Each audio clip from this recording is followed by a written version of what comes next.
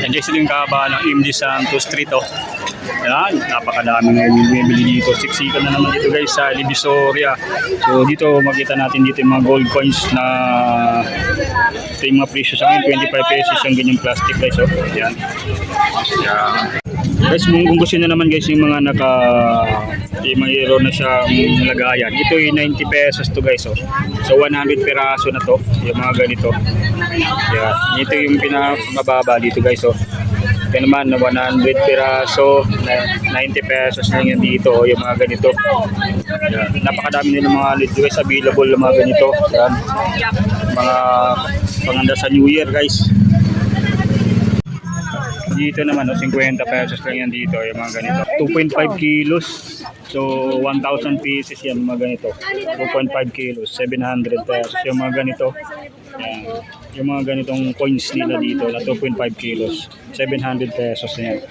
So, napakadami ngayon dito guys, yung mga available ng mga ganito, ng mga coins. Tapos may mga peanut din na gold, yan, available din dito.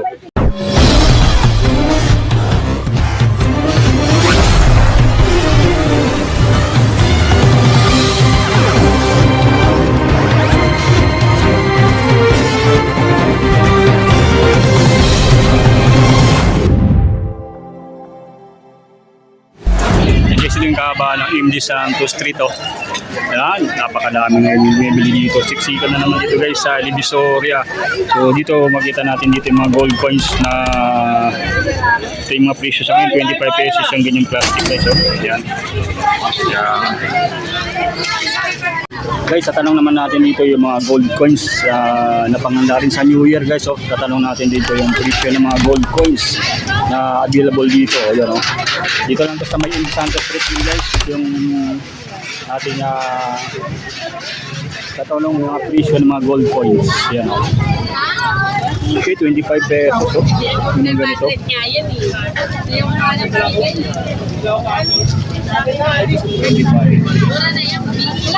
25 pesos. Napakadami guys sa mga gold coins. 25 pesos. Magkano mga gano'n? Isang ano? Pang-wholesale? Yung mga ganyan?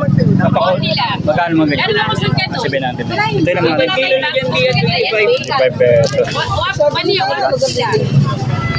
Ito guys, yung mga lagayan. Magkano kaya dito? Ito naman. Ito yung mga lagayan na guys. Gold coins. Ito yung mga panganda sa Pasko guys. Mga gold.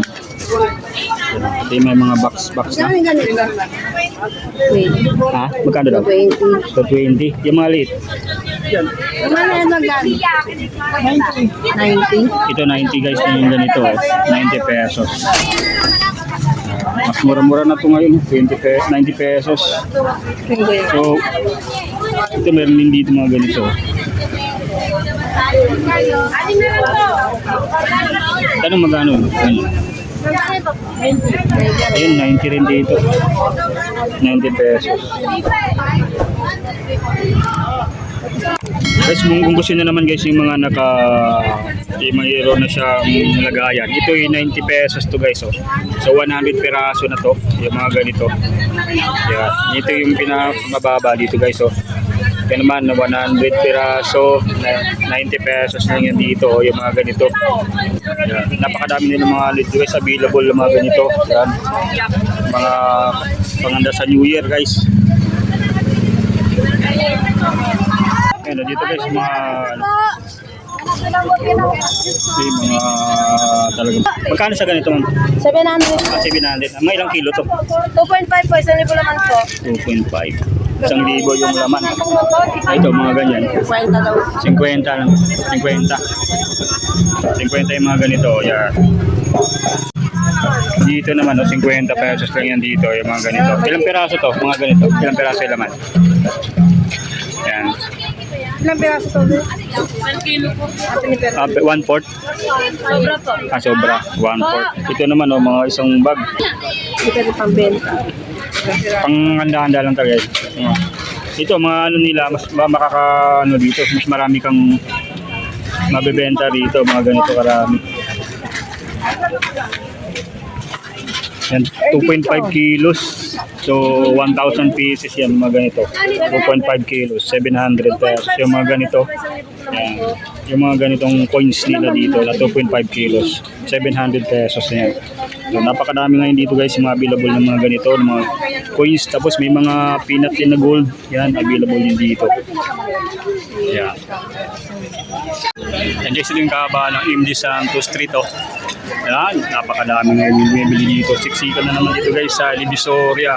So dito makita natin dito yung mga gold coins na ito yung mga presyo sa akin, 25 pesos yung ganyang plastic guys. So, yan. Yan. Yan guys, ito rin sa kama ng MD Santos Street. Yan. Dito rin yung mga bilihan ng mga prutas guys na yun, dito ay marami na nakadisplay sa ngayon ng mga prutas. So, yun, mga naka-tray na, naka-karton. Yan, oh, napakadami sa ngayon dito. So, hanggang ano na yan guys, New Year guys, yung dito, display ng mga prutas dito na napakadami sa ngayon. Oh. Yan, sa dito yan sa may MD Santos Street. Dito naman yung mga tinda ng mga candy at yung mga coins, gold coins na available dito sa MD Santos Street. So, makikita lang natin dito yan sa tapat ng Divisoria Mall.